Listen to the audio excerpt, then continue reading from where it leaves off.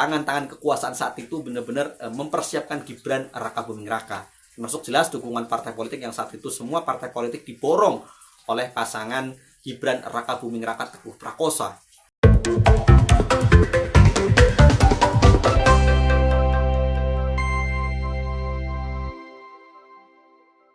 Assalamualaikum warahmatullahi wabarakatuh. Kembali lagi di Kabar Politik. Mahkamah Konstitusi, Komisi Pemilihan Umum, dan Dikdasmen satu tarikan nafas loloskan Gibran untuk duduki kursi wakil presiden. Nampaknya orang mengira bahwa Mahkamah Konstitusi lah yang keladi dari lolosnya Gibran Raka Buming Raka menjadi calon wakil presiden saat itu lawan putusan Mahkamah Konstitusi nomor 90 tahun 2023 yang kemudian menjadi syarat ya yang kemudian bisa diterobos oleh Gibran yang saat itu usianya belum genap 36 tahun.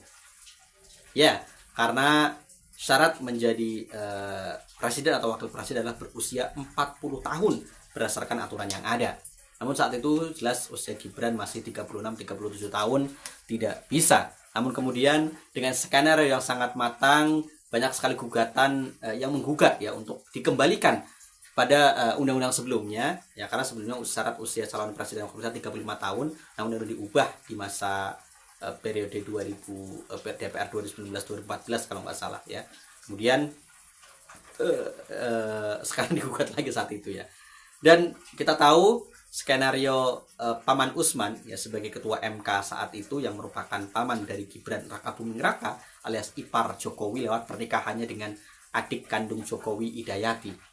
Luar biasa ya, bagaimana tidak gugatan Al-Masaki Biru yang saat itu sudah ditarik kemudian didaftarkan kembali itu masuk di hari libur ya. Di hari libur MK itu masuk, aneh bin ajaib, dan semuanya sudah terbukti dan Anwar Usman sendiri akhirnya mendapatkan sanksi dari Majelis Kehormatan Mahkamah Konstitusi melakukan pelanggaran etik berat dan dicopot jabatannya sebagai ketua MK, namun tidak dicopot sebagai hakim MK. Walaupun kemudian dia melakukan gugatan ke PT UN dan lain sebagainya dikabulkan sebagian, namun hari ini Anwar Usman tetap sebagai hakim MK, tidak kemudian dikembalikan sebagai ketua MK. Yang kedua adalah KPU. Luar biasa. PKPU sendiri membuat aturan yang sangat-sangat spesifik untuk kemudian meloloskan Gibran secara luar biasa.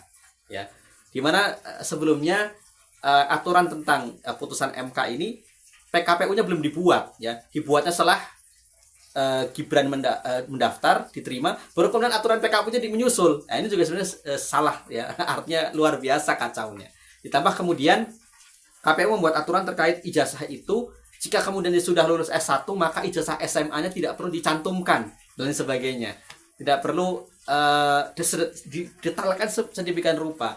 Termasuk bagaimana Dikdasmen saat itu di tahun 2020 saat Gibran maju sebagai calon wali kota Solo itu kemudian menyetarakan ya yang sebenarnya itu kursus atau kursus semacam persiapan untuk masuk UTS ya, disebut UTS Insert di Sydney, itu kemudian disetarakan dengan lulusan SMK.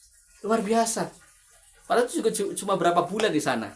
Ya, karena Gibran sendiri saat itu baru lulus dari Orchard Park Secondary School Singapura yang 4 tahun, artinya di sana Gibran itu setara dengan lulus SMP plus 1 SMA. Artinya belum lulus SMA. Kemudian dia ke UTS Insert kursus, ya sebenarnya itu kursus persiapan untuk masuk UTS. Ya, tapi kemudian tiba-tiba disetarakan dengan SMK. Ada apa? Inilah yang kemudian tangan-tangan kekuasaan saat itu benar-benar mempersiapkan Gibran Raka Buming Raka. Termasuk jelas dukungan partai politik yang saat itu semua partai politik diborong oleh pasangan Gibran Raka Buming Raka Teguh Prakosa.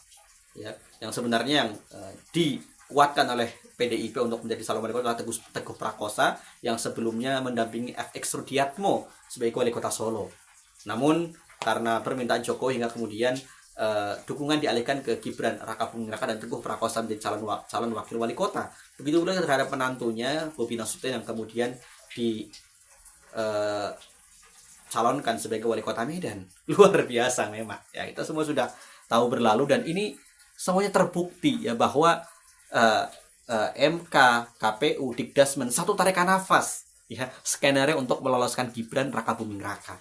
Dan hari ini mulai terbukti ketika gugatan terhadap ijazah SMA Gibran mulai berjalan di Pengadilan Negeri Jakarta Pusat, ya, di mana sidang mediasi akhirnya gagal, ya karena memang Pak Subhan Palal tidak kemudian menginginkan uang 125 triliun dan lain sebagainya, tapi memang harus dibuka secara publik, ya, bahwa memang ini benar nggak lulusan SMA enggak, ya, karena memang akademisi dari Singapura, ya, Profesor Zulfikar Amir, guru besar di Nanyang Technological University, sudah buka suara. Bahkan memang berdasarkan sistem Singapura, Gibran ini tidak lulus SMA, ya, karena tadi setelah dia lulus dari Orchard Park Secondary School, dia langsung ke Australia, tidak kemudian melanjutkan pendidikan berdasarkan sistem Singapura, ya. Ketika dia sudah lulus secondary school yang setara dengan kelas 1 SMA di Indonesia, itu dia dilihat nilainya, ya, O levelnya itu atau ordinary levelnya itu. Kalau nilainya bagus, dia masuk junior college, yang kini SMA, atau sebutannya high school atau junior college, ya, tapi seringnya disebut JC, junior college, ya. Tapi ada juga sekolah di Singapura yang kemudian menamainya high school, ya. Jadi kemudian setelah itulah baru kemudian setelah lulus dari JC atau high school inilah yang kemudian disebut nilai A level, advanced level, yang kemudian untuk masuk ke universitas-universitas di Singapura yang sebenarnya adalah universitas negeri di Singapura, ada 6 doang. Ya, inilah yang kemudian tidak dilakukan oleh Gibran, ya. Ataupun kalau misalkan nilai O levelnya itu jelek, rendah, atau bisa-bisa saja, namun dia mau bekerja, maka kemudian bisa masuk ke politeknik yang itu setara SMK di Indonesia, ya. Jadi memang Gibran ini kalau berdasarkan sistem pendidikan Singapura belum lulus SMA, ya. Ya, kita mempertanyakan, ya, Kemendikbudristek saat itu yang di bawah Kemendikbudristek Dikti saat itu, kenapa kemudian kursus di UTS Insert itu disetarakan dengan kelas 12 SMK lulus, ya. Ini ada apa, ya, kita tanya. Karena kekuasaan satu adalah dikuasai presiden lah, ayahnya sendiri, Joko Widodo, ya, dan aroma untuk kemudian mencalonkan Gibran sebagai wali kota Solo sudah sangat luar biasa.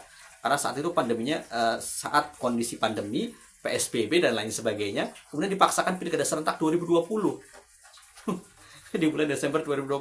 Kita masih ingat, ya, padahal sedang PSBB dan lain sebagainya. Sedang orang keluar keliaran aja, berkerumun saja nggak boleh, tapi dipaksakan pilkada serentak demi anak dan menantunya maju sebagai calon wali kota. Ini sudah sangat luar biasa.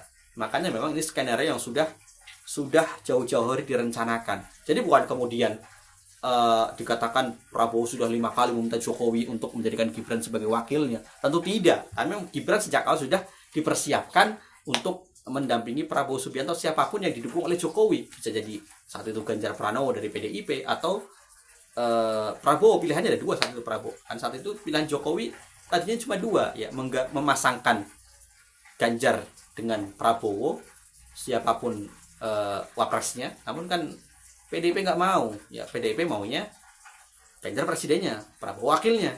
Ya, teman nggak mau lah, 2 kali nyalon sebagai presiden bagi ketua partai, nggak bisa. Dan akhirnya kan tidak bisa diajak kompromi. Begitu pula PDIP, akhirnya kan Jokowi lebih memilih Prabowo, kemudian dipasangkan dengan Gibran Raka Buming Raka putranya. Dan jelas dari skenario ini apakah akan terbongkar dengan jelas, ya, dengan kemudian putusan pengadilan seperti apa nantinya terkait ijazah SMA Gibran, apakah benar-benar setara yang sudah disetarakan oleh Dikdasmen ini, apakah kemudian benar UTS Insert itu setara dengan kelas 12 atau seperti apa, ini kan yang menjadi pertanyaan, ya. Dan kalau kemudian dikatakan Gibran itu nggak lulus SMA dengan sistem Singapura, ya betul, ya, karena Gibran disetarakan menjadi lulusan SMA kan oleh keputusan dari Direktorat Jenderal Pendidikan Dasar dan Menengah. Demikian, assalamualaikum warahmatullahi wabarakatuh.